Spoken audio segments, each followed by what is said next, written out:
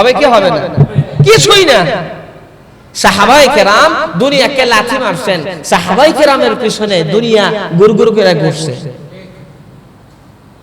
দুনিয়াকে যদি কেউ লাথি মারতে পারে, তাকওয়ালা জিন্দেগি যাপন করতে পারে, যার কবরের জিন্দেগি হয়ে যায়, আখিরাতের জিন্দেগি বইনা যায়, জান্নাতের জিন্দেগি বইনা যায়, তার কি দুনিয়ার জিন্দেগি আর বাকি থাকবে? সব যদি ঠিক হয়ে যায়, দুনিয়ার জীবনও তার ঠিক হয়ে যাবে। আল্লাহই তার ব্যবস্থা করে দিবেন। জোরে কন্যা সুবহানাল্লাহ। বলে যদি তাকওয়ালা জিন্দেগি যাপন করতে পারে, আল্লাহর ভয় নিয়ে চলতে পারে, গুনাহ মুক্ত জিন্দেগি যদি যাপন করতে পারে, বলে যে পেশাব করতে বসলেও আল্লাহ রিজিক দিবেন। আরো জোরে কন্যা সুবহানাল্লাহ। কয়টা আমার কেমন কথা কইলেন? এক সাহাবী পেশাব করতে বসছে, এক সাহাবী পেশাব করতে বসছে, ইঁদুর একটা দেখতেছে, গর্তের ভিতর থেকে একটা স্বর্ণ মুদ্রা বের করে সাহাবীর সামনে রাখছে। আরো জোরে কন্যা সুবহানাল্লাহ। পিছনের ভাইরা কি ঘুমায় গেলেন কেন নাকি? হ্যাঁ না কিছু কয়েন, কথা বোঝা যায় তো নাকি? কথা বোঝা যায়? বুঝেন, কথা বুঝেন, কিছু হ্যাঁ না বলেন। সাহাবী পেশাব করার জন্য বসছে, ইঁদুর একটা গর্ত থেকে স্বর্ণ মুদ্রা নিয়ে আসছে। আবার যায় আরেকটা নিয়ে আসছে, আবার গিয়ে আরেকটা নিয়ে আসছে, এইভাবে এক দুইটা না 10-12টা না 17টা স্বর্ণ মুদ্রা নিয়ে আসছে।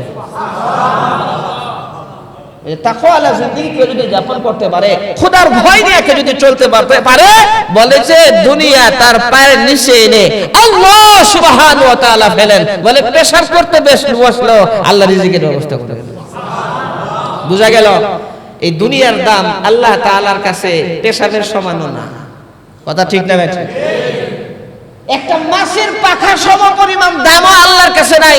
আল্লাহ তাআলার কাছে যদি দুনিয়ার সামান্য পরিমাণ দাম থাকতো, খোদার কসম আল্লাহ রাব্বুল আলামিন একজন কাফের বেঈমানকে দুনিয়ার জমিন থেকে এক ঢোক পানি পান করার জন্য দিতেন না।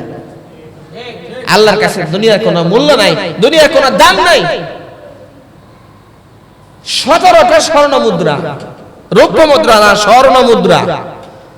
সাহাবী এই 17টা স্বর্ণ মুদ্রা নিয়ে হুজুর সাল্লাল্লাহু আলাইহি ওয়াসাল্লামের দরবারে হাজির হয়েছে।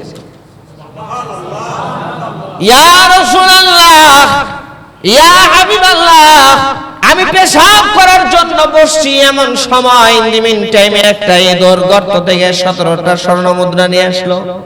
আল্লাহ নবীজি এই স্বর্ণ মুদ্রার কি মাসআলা? জোরে কন্যা সুবহানাল্লাহ। টাকা পয়সা কামাইলে শুধু হালাল হয়ে যায় না, বরং কিছু মূল নীতি আছে। হালাল কামাইয়ের কামাই হইল হালাল, আর হারাম কামাইয়ের কামাই হালাল না, বরং হারাম। সুদের কামাই হারাম, ঘুষের টাকা হারাম, মিথ্যা ধোঁকাবাজি করে ইনকাম করা হারাম। আল্লাহর দরবারে প্রত্যেকটা টাকার জন্য হাসরের মাঠে দাঁড়াইয়া জবাবদিহি করতে হবে। দুনিয়ার জমিনে ওই সমস্ত মানুষ সব চাইতে বুদ্ধিমান চালাক, যারা দুনিয়ার জমিনে ঈমান আর আমলওয়ালা জিন্দেগি যাপন করে, তাকওয়ালা জিন্দেগি যাপন করে, খোদার ভয় নিয়ে যারা দুনিয়ার জমিনে চলাফেরা করে, আল্লাহ রাব্বুল আলামিনের পরিপূর্ণ গোলামি করে। রাব্বুল আলামিন দেখে দেখে বলেন, তারাই হলো আসল চালাক, তারাই হলো আসল বুদ্ধিমান। আল্লাযীনা ইয়াযকুরুনাল্লাহা কিয়ামা, যারা দাঁড়ায় আল্লাহকে স্মরণ করেন, ও কুউদান, যারা বসে বসে আল্লাহকে স্মরণ করে, ওয়া আলা জুনুবিহিম, যারা শুয়ে শুয়ে আল্লাহ তাআলাকে স্মরণ করে, দাঁড়ায় স্মরণ করে, বসে স্মরণ করে, এবং শুয়ে শুয়ে যারা আল্লাহ তাআলাকে স্মরণ করে, তারাই হলো আসল বুদ্ধিমান, তারাই হলো উলুল আলবাব। কাল কিয়ামতের ময়দানে আল্লাহ রাব্বুল আলামিন দেখে দেখে বলবেন, আইনা উলুল আলবাব, ও বুদ্ধিমানরা কোথায়, ও বিচক্ষণরা কোথায়, আসো আসো আসো। তখন ওই সমস্ত মানুষ দাঁড়াবে, তারা যখন দাঁড়াবে আল্লাহ রাব্বুল আলামিন দেখে দেখে বলবেন, বুদ্ধিমানরা তোমরা আমার আরশে আজিমের ডান দিক দিয়ে জান্নাতে চলে যাও। মাথার চান্দির চুল পড়ে গেছে, বুদ্ধিজীবী হয়েছে। হারাম কামাইতে কামাইতে, হারাম খাইতে খাইতে অবস্থা বেকায়দা, বলে যে খুব বুদ্ধিজীবী, তারে কি হাসরের মাঠে ডাকবে? ও টুপিওয়ালা আসো, ও দাড়িওয়ালা আসো, ও তাকওয়ালা জিন্দেগি যাপন কারনেওয়ালা আসো, আসো আমার আরশে আজিমের ডান দিক দিয়ে জান্নাতে চলে যাও। আল্লাহ বলে তিনটা দল হবে। কয়টা দল? একটা থাকবে ডানে, একটা থাকবে বামে, আরেকটা থাকবে সামনে, আল্লাহ পাকের আরশে আজিম বরাবর সামনে। সাহাবী পেশাব করার জন্য বসছে, স্বর্ণ মুদ্রা। হুজুর সাল্লাল্লাহু আলাইহি ওয়াসাল্লাম জিজ্ঞেস করলেন যে হে আমার সাহাবী, তুমি কি গর্তের মধ্যে হাত দিয়া এই স্বর্ণ মুদ্রা বের করছিলা? বলে নাই ইয়া রাসূলুল্লাহ, আমি গর্তের মধ্যে হাত দেই নাই, বরং ইঁদুর অটোমেটিক নিয়ে আসছে। হুজুর সাল্লাল্লাহু আলাইহি ওয়াসাল্লাম বলেন যে এটা তোমার জন্য আল্লাহ তাআলা রিজিক হিসাবে পাঠাইছে। সুবহানাল্লাহ। আর জোরে কন্না সুবহানাল্লাহ। এক সাহাবীর অনেক ঋণ, এত ঋণ, সারা জিন্দেগি কামাই করে সেই ঋণ শোধ করতে পারবে না। হুজুর সাল্লাল্লাহু আলাইহি ওয়াসাল্লামের কাছে গেছেন, ইয়া রাসূলুল্লাহ আমার তো এত ঋণ। হুজুর সাল্লাল্লাহু আলাইহি ওয়াসাল্লাম বলছেন যে তোমার কি কোনো কিছু আছে? আজকে আমার গাছের, আমার খেজুর বাগানের খেজুর পাড়া হচ্ছে, আমাকে সেইখানে নিয়ে চলো, তোমার সমস্ত পাওনাদারদেরকে খবর দাও। আবার কন্যা সুবহানাল্লাহ, বলেন না আল্লাহু আকবার। বিশ্ব নবী বলতেছেন যাও তোমার পাওনাদারদেরকে খবর দাও, সংবাদ দাও। সমস্ত পাওনাদারদেরকে সংবাদ দেওয়া হয়েছে, খেজুরের স্তূপ করা হয়েছে। হুজুর সাল্লাল্লাহু আলাইহি ওয়াসাল্লাম বললেন তুমি কয় কেজি পাও? কয় আমি 10 কেজি।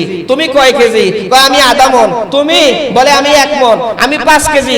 এরকম করে করে খেজুর থেকে দিতে দিতে সমস্ত পাওনাদারের পাওনা মিটে গেছে, খেজুরের জায়গায় খেজুর রয়ে গেছে। সুবহানাল্লাহ। ব্যবস্থা কে করেন?